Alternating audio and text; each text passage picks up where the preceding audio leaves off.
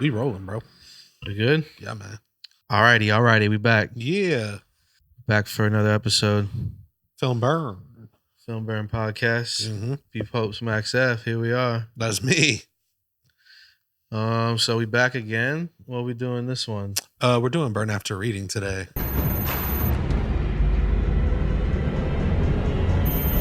So we're doing another kind of underground one. Yeah, one I haven't seen since you hadn't seen it probably since theaters. Honestly, I might have watched it one more time other than that, but yeah, it's been a while up until today. What are your thoughts? We'll jump it off with that. Fire. It was way better than I remembered. Actually, I'm surprised I haven't watched it like 100 times because now I'm about to watch it. Okay. I think that's going to be one of my new background studio movies now. Yeah, that's a good one. Crazy ass like shots and shit for such a weird movie. Yeah. Yeah. That's kind of why I brought that one up.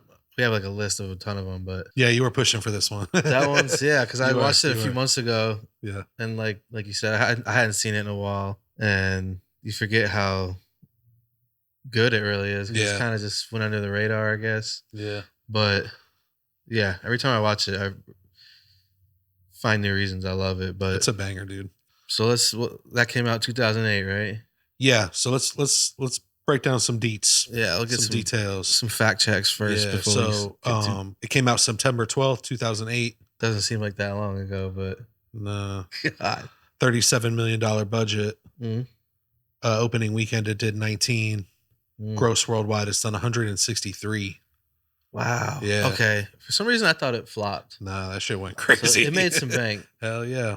It's a Coen Brothers movie. Mm-hmm. Let's make sure they know that first. Yeah. It's a Coen Brothers movie. That's important to know. If anyone knows who they are still nowadays, but yeah, written and directed. Yeah, all them. Okay, so it did make some money. Yeah, that did. It did good. Let's run down this cast real quick. This all-star cast. Yeah, who's in it? So anyone? This George is a great Clooney. Cast. Yeah. Frances McDormand, Brad Pitt, John Malkovich, Tilda Swinton, Richard Jenkins, J.K. Simmons. I mean, trying to find that one dude. Who was that one guy? That right there is, that's powerhouse. Yeah, no, that was like fucking 10 right there. 10 yeah, legends. You were talking about that one guy. He's like the yeah, what would he be credited as? Process server. Oh yeah, this might be him. Kevin. Yeah, that's him. That's him. What's his name? So this dude is Kevin Sussman. He was in. Is he sus? I don't know.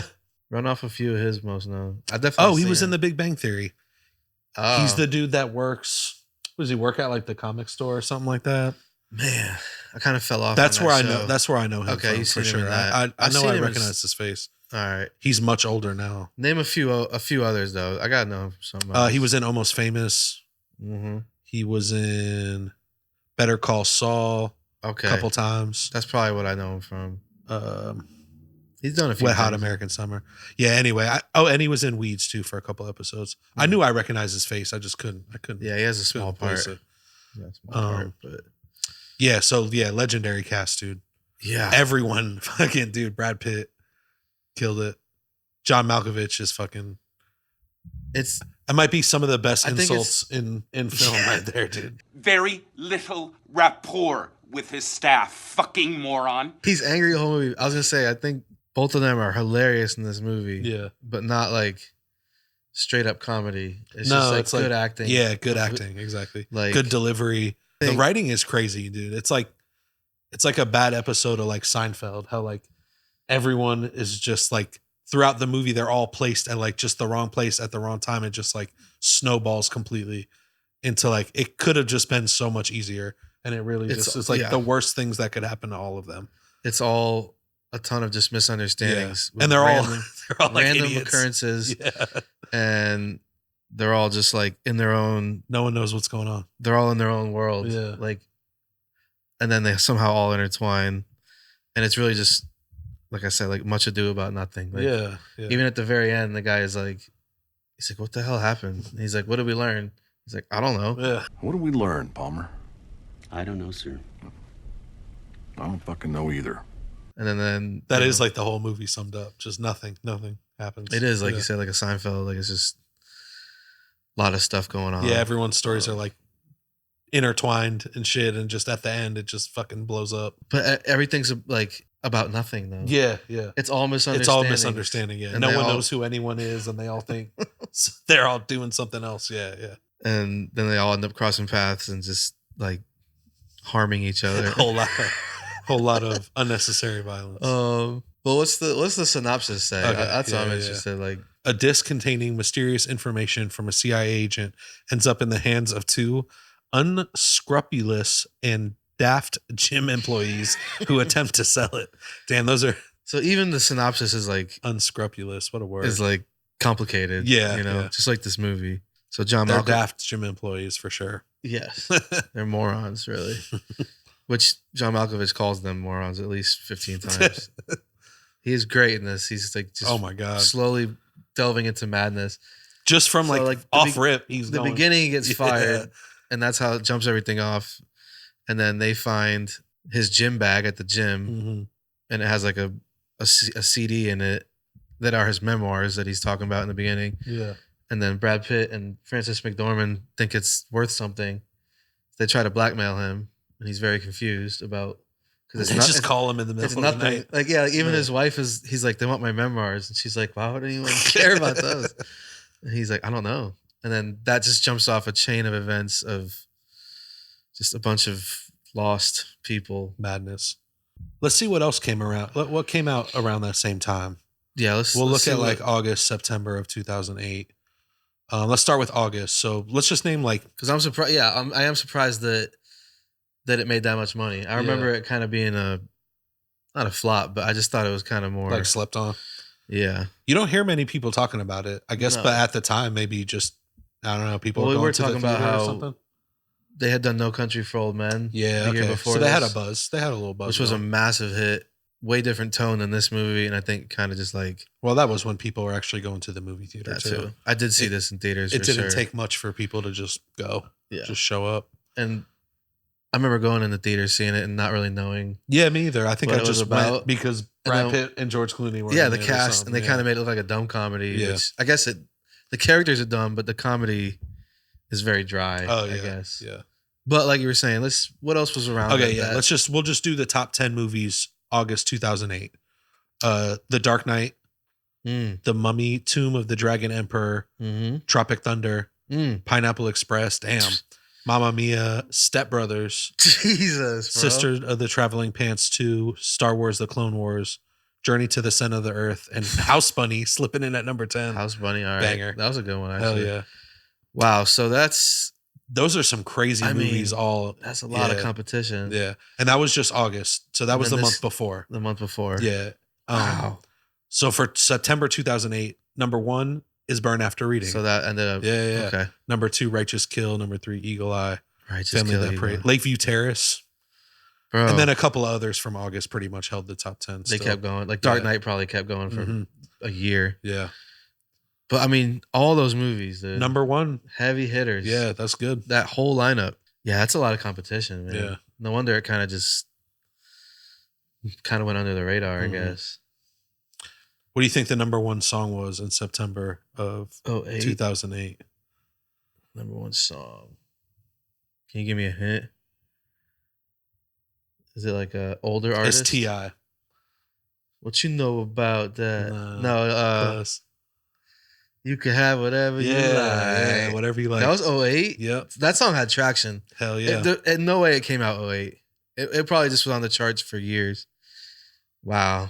Number 3 was Rihanna Disturbia. Mm-hmm. Paper Planes, MIA was number 5. That's because of Pineapple Express, yeah. though. Dangerous, Akon. Yeah, that was the top 10. So MIA was still like normal. What happened to MIA? I don't know. I think she went like, I think went she got MIA? red pilled. She went MIA. Yeah, if I'm not mistaken. I don't want to I haven't put heard that that on her, name since back. since 08 probably, but Yeah. I do remember it was well known enough that Wiz Khalifa did. I think I said to you it was Burn After Reading, but he changed the name. It was Burn After Rolling. Burn After Rolling. Yeah, and they use like the artwork and all that shit. I don't know if he saw the movie, but I'm sure someone was like, "Hey, you know, there's a movie called this." Yeah, he knew enough to see the title and be Yeah. like, "That's dope." Yeah, Burn After Rolling, but he had the same font and artwork, and the artwork was like the same colors from and the stuff poster, as the yep. cover. Yeah, They had they on the kind of like mixtape. jacked it. That mixtape, so that had to be like late 08, early 09. Yeah, let's just when he did that. real quick. Burn After Rolling. Damn, fire. Shout out Wiz. Burn After Rolling was November 2009. So like, So it's like over a year. later. Yeah, but they took the cover and everything. Straight up. Same idea. Same font. Yep. Same color. So that's fire. Shout out Wiz. Wiz Khalifa did Yeah. a reference and a homage to it. Mm-hmm.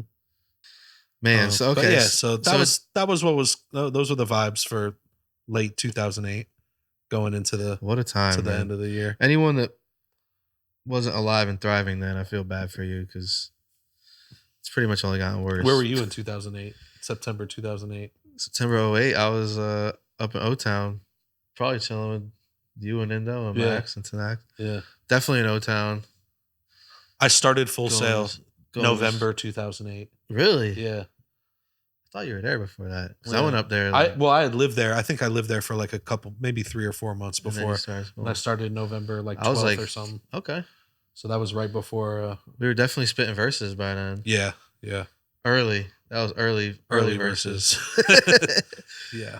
Yeah, I was up there. We were in Orlando. I definitely saw that in theaters. Mhm. Probably with Tanex. Yeah.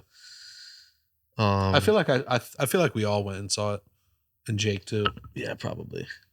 That was kind of like a thing. You still went to the movies back then. For now real. it's like, I feel like an old man saying that. So yeah, now that you watched it again, what are your, maybe get into ratings? What Yeah. what does it have on All there? right, so before we- IMDb rating is a 7.0 on the dot. Okay. That's valid. That's I'm valid. not mad at that. I thought it would be lower. I feel like more people would not get the Yeah. humor in this Yeah. movie. And be like, I what? actually, yeah, it did. Overall, it did better in rating and like box office than everything that For I thought. sure. For some reason, I thought it was like, I guess I thought it was more slept on than it is. So did I. Yeah. I really did. I think I would give it higher than a 7, though. Honestly, I don't know. I don't really have any complaints to make it lose 3 points. Like I think I'd put it at like an 8. Yeah. I would say 7. I'll do 7.5. I think that's fair. That's exactly what I was going to Yeah. put it. 7.5. Yeah. I think because it's so polarizing. Yeah, Like a lot of people will just be like, what the fuck is this movie? it's quick too. It kind of just like everything it gets right into it, and all the crazy shit happens, and then it's like a ends. movie for like all Coen Brothers is like, you really have to know their style and also like really like their movies, Yeah. or else you might be a little thrown off. For But sure. I think we were talking about how the music in the movie Yeah, it's like sets the whole tone. Like it's like an espionage thriller, if you just heard the music, you'd think you're watching a fucking like a James Bond movie. something, or like like some type of like international thriller. for sure.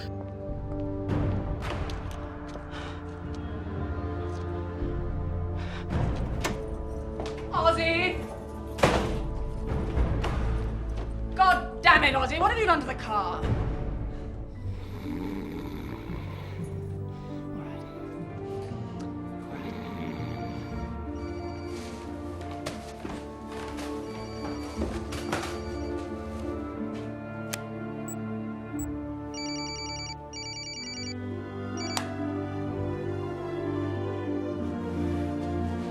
Oh my god, am I really late? No.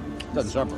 And they use the music to like manipulate to make it seem like so much is going on. Yeah, it makes it more serious than it actually. Exactly. Is. Yeah. It's like the music probably that the characters are hearing in their head yeah. that makes it so serious, and it's really just nothing's happening. It's just a bunch of misunderstandings. Yeah, But the music definitely propels this movie, and it changes the whole tone of the movie, really. Like, I would say the Coen brothers intentionally probably did that. And they were like, we want this music to seem very Yeah, like thrilling and like mysterious, because it's the opposite, really. for sure. Yeah, definitely gives that a good effect. It makes it like the two polar opposites. Yeah. It makes the funny shit even funnier. 'Cause Right. It's like once you realize the humor, yeah, you'll laugh like then you pretty don't much take every scene. everything serious. When yeah. you realize it's not an espionage spy thriller, Mhm. and it's just kind of like a dumb comedy at its heart. Yeah. So this dude Carter Burwell, that's who did the score. Damn, Um, never heard. I would have thought it was he like a also bigger name. did No Country for Old Men and In Bruges. Okay, so he's doing it. He's been doing it. Fire. Yeah. Is he still working? Let's see what Might be he's got. retired when you got Yeah. that type of resume, bro. So he did No Country, which was Yeah, it kept him in the pocket for that, for sure.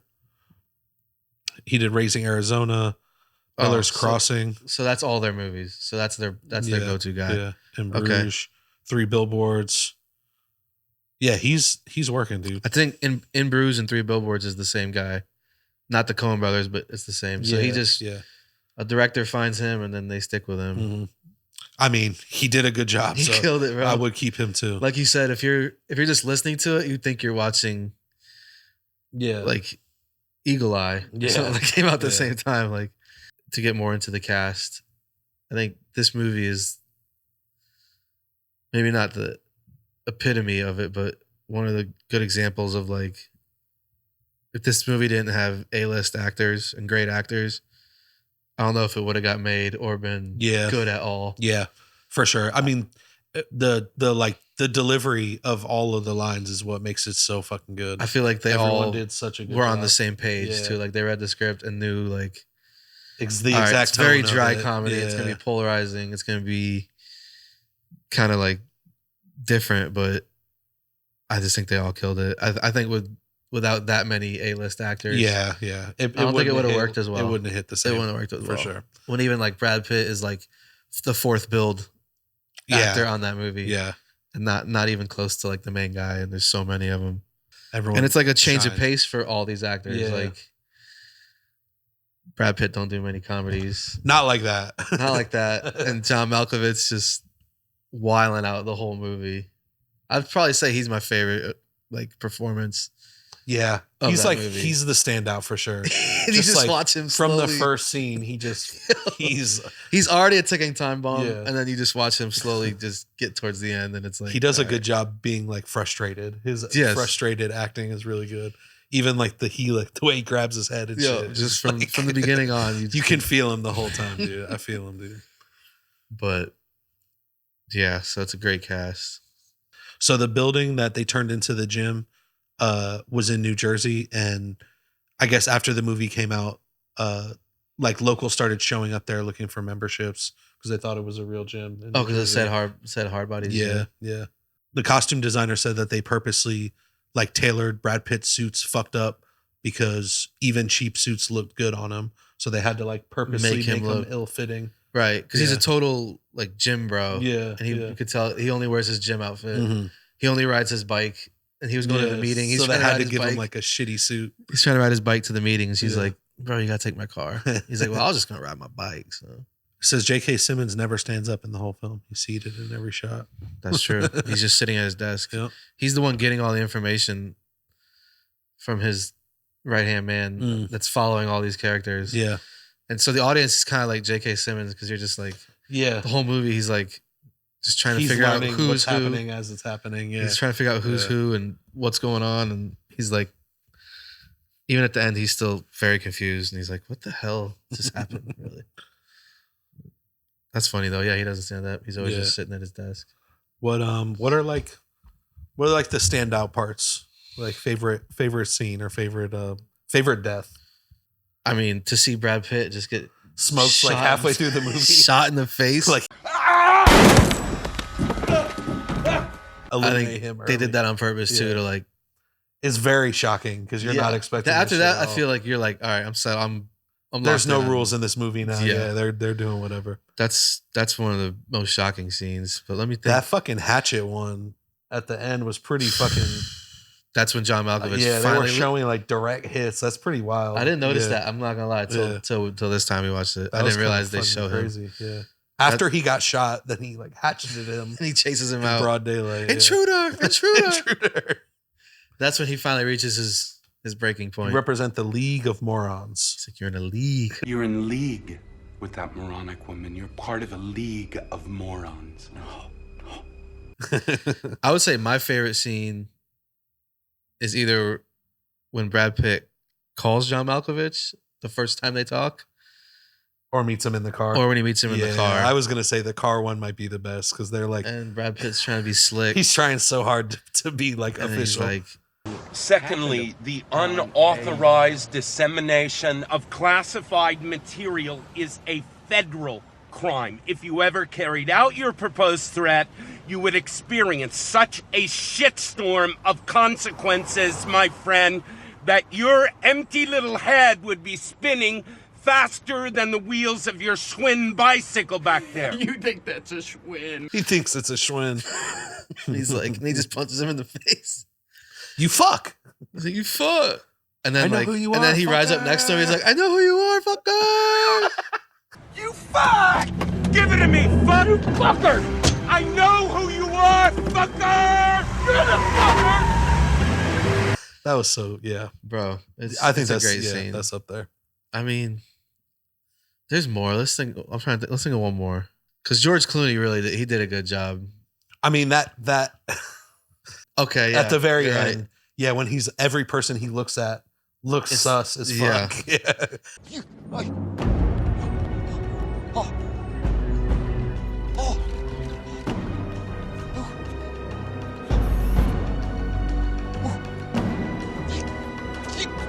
Well, You could tell he's like spiraling. yeah, He's already been spiraling, and that was just like once he made the connection. he's with them spiraling in too. a different way as John Yeah. Malkovich. He's spiraling in like conspiracy theory and like paranoia. Yeah. And then He thinks he's getting like gang stalked by everybody. Yeah. And it's just really bad coincidences. All of all them. coincidences. Yeah, He has no yeah. idea that she knows Brad Pitt, Mhm. and then She happens to see the dude from the dating app. yeah, He's looking. People are taking photos. One guy like puts his hand up to his Yeah. ear. Like it just it's all actually really good filmmaking when he's trying to help her find Brad Pitt, and they're sitting there, and he's like, "Well, do you know where he last went?" And she's like, "Oh yeah, I know." She's like, "Georgetown," and he's like, and yeah. then she's like, "Blah blah blah Yeah. Avenue." She's like, 891 Olive Avenue or whatever, and then he's like, just in shock, and yeah, then he just goes off the rails. And he's like, "Who are you?" And he just gets up and runs do you away. work for? And you Yeah. find out he tried to go to Bouncer. Venezuela, and they're like, "Yeah, just send him to Venezuela. Fuck him." They're like trying to get rid of these Please, people. yeah, just get rid of everybody. But yeah, that was a good scene. That's really just all around like Yeah. it's one of those like once you know what's going on, it really does just flow. Yeah, But- you have to like figure out the tone of the movie, and then once you get the tone, the rest of it is just fucking awesome. Yeah. Very well made if you Mhm. get that humor. And like us just talking about these random scenes, I mean, most viewers that haven't, if you haven't seen it, you're probably like, what the fuck am I Yeah, talking no, about? But watch it. Yeah, Yeah. you should just watch it. That's the whole point of this. You should watch it before you watch this, Yeah. but at this Or point, after this, go watch it and you Yeah, might be now like, you all right. should go Well, watch not it as a if you spoiler alert, but we don't care. I mean, if you're watching this podcast, you've probably watched the You've probably movie, seen the movie. I would think. You certainly should. So as far as like we can delve into another avenue is like, you know, we're giving this one a 7.5. Mhm. We both agree it's very different for Coen Brothers. Where would you rank it? I mean, I don't know if you've seen all their movies, but if you look at their resume, where would you rank this one as far as I don't want to give it too much like recency bias, but it's actually way better than I remember it. Yeah. I would probably put it in like 'cause I would say like I would say easily their top 5. I would say that for Yeah. sure. Yeah, yeah. I mean, I don't know. I really like No Country for Old Men. That's yeah, like I would that's- say that's probably their best for sure, for sure. And then for this to follow that the next year, Yeah. it definitely had like an impact as far as when it came out, but watching it now, I mean, it's completely different type of movie for them, Mhm. but I think it's just as good as far as like writing and directing and Yeah. like the whole tone of it. Yeah. I could probably only put 3 other Coen Brother movies Mhm. above it. So it's definitely top 5 Coen Brothers. Yeah. Let's just, I 1000%. mean, just for no reason, we can just name off some of their other. If some of their anything, I other would say, movies. what have they done since this? Because I feel Yeah. like they kind of went slow after this. So after 2008, they have A Serious Man, Mm, True Grit, mm. Okay, never mind. They didn't slow up. Hail I'm Caesar, tripping. The Ballad of Buster Scruggs, and The Tragedy of Macbeth. Okay, so since True Grit, they've only done 3 movies. Yeah. That's so like, okay, the last 10 years, they've only done like a couple. Yeah. Hail Caesar was good. That was, but The Tragedy of Macbeth was badass too. That was a good remake. I didn't even see that. That's That's with really Denzel. good. Yeah, yeah. Fire. That Buster Scruggs was on Netflix. I never peeped Mhm. that. I haven't seen that either. So Yeah, I would say I would put that say, in their top 5. I would say since Burn After Reading, I don't know if I'd put any of those movies Not above it. So it's their best Since then. Yeah, since 2008. Their most recent favorite of mine. Definitely. Like all those movies are good. Serious Man is weird and different. Not a comedy. That's way more Coen Brothers. Like it's just weird. That's a really good movie though. But True Grit's fire. Like it's like a Western. Hail Caesar, really weird. Great cast though. You know, I always great cast. And then I didn't see the last two. I didn't see that Scruggs or Macbeth. So Macbeth is cool. Yeah. It's not like their style at all. It's a fucking dead Really? serious Okay. retelling of Macbeth, but it's badass. Denzel's amazing, and the fucking cinematography is like off the charts. It's all in black and white. That's pretty cool. Them linking up with Denzel. Yeah. But yeah, I mean, And they did it for Apple. I think that was an Apple produced Probably it. why I didn't see it. I don't have it. It was like the one streaming I don't Yeah. have. But yeah, I would say since Burn After Reading, that would be my highest ranked. Me too. All right, so if we're saying that, I'm gonna raise it and say I'm gonna give it an 8 then, Okay, that's fair. because I'd probably give True Grit like a 7 something. Yeah. but I don't like that more than Burn After Reading. So I'm So you gotta put I'm it gonna put it higher. at an 8. Yeah. It got a 8. 7 by the general public. I'm gonna give it one notch above. That's just fair. 'cause- I wouldn't argue an 8. Yeah. But yeah, I mean, all in all, it's a really good movie, right? Yeah, definitely. like I said before, like I think it's a lot of, like you're either gonna really, really like it or you're just gonna be like, what is this? Definitely. It's Yeah. kind of like dry humor. Yeah. But not really I don't know if I'd say dry humor. It's still like there's still some like knee slap comedy too. there is. Yeah. Like I'll still laugh out loud at it, but it's like But again, those like it plays off of the like the tone of the movie is what makes it so funny. yeah. Because like Right. it's the like the movie's not serious at all, but it comes across as serious just like the characters are trying to do. It's like it's really meta in that sense. I feel like yeah. like the movie is like the characters where it's like it's not serious at all, but it comes across as it Exactly. at the same time. It's the same as the Yeah, characters yeah. are. And for it to come out like right after Tropic Thunder, Step Brothers, Pineapple Express, Those are like whatever else you heavy name. I mean, comedies. those are yeah, dude. Those are heavy those are like hitters. things that we talk about 50 years after they For came sure, out, and yeah. then this maybe got lost in that mix when it came out. But I feel like it's another one that I guess, I mean, if it made 163 mil, I guess think it slept on that bad. At the time though, but even since then, like I don't hear people talking about it. It's that not much. very widely especially known. when they bring up Coen Brothers. Like I don't even feel Yeah, like most of their people stuff even is talk about way it. before that. Like Yeah. I feel like No Country was like a pivotal point for For them. sure. Like a not even a halfway, but like Yeah. a very pivotal. You know, most people that would be the movie they know, and then this comes out right after it. But Mhm. I mean, it's amazing cast, like great music, great writing, great directing. Like not much more you can ask for, really. I like it. I fucks with it. That's what we saying. I fucks with it. That's our final. Yeah. I give it 2 thumbs up. I give it an 8.1 on the B Pippi radar. 8.1. Yeah, I'm gonna keep boosting it. The more, but it might be a 9 at the end. the more I think of it, Um, I just really like this one. That's why Yeah. I wanted to like. And then once you said you hadn't seen it in a while, I was like, well, let's rewatch it, it was good to rewatch it and delve yeah. back into it. I remembered a lot of it, but it was a lot of the shit it was like watching for the first time. So it was Yeah. like a very real time, honest reaction for me, for sure. Hell yeah. Well, if you haven't seen it, maybe you should go watch You it. should go watch it. And if you never listened to our podcast before and this is the first one, then go back, listen to the other ones. Go back. And click follow us on IG and Everything. YouTube and Yeah. wherever else we're gonna be by the time you Mhm. hear this. And Send us some money or something. yeah, we'll Shit. holler at it. Maybe we'll jump on Patreon eventually. Yeah. If you keep listening, maybe we can branch out there. Real But shit. either way, we're gonna keep talking about movies. Yeah. Yeah. And taking pen hits and you know, Type we're gonna shit. keep finding movies that you might not have heard of Mhm. before we delve into the heavy hitters. Yeah. Well, this is a heavy hitter. Point being, Burn After Reading. If you haven't seen it, Go check it out That's real. and then holler at us. Yeah. Filmburn Podcast. Film burn. Be Popes. Bang, bang, bang. Max F signing out. Holla. One. Filmburn.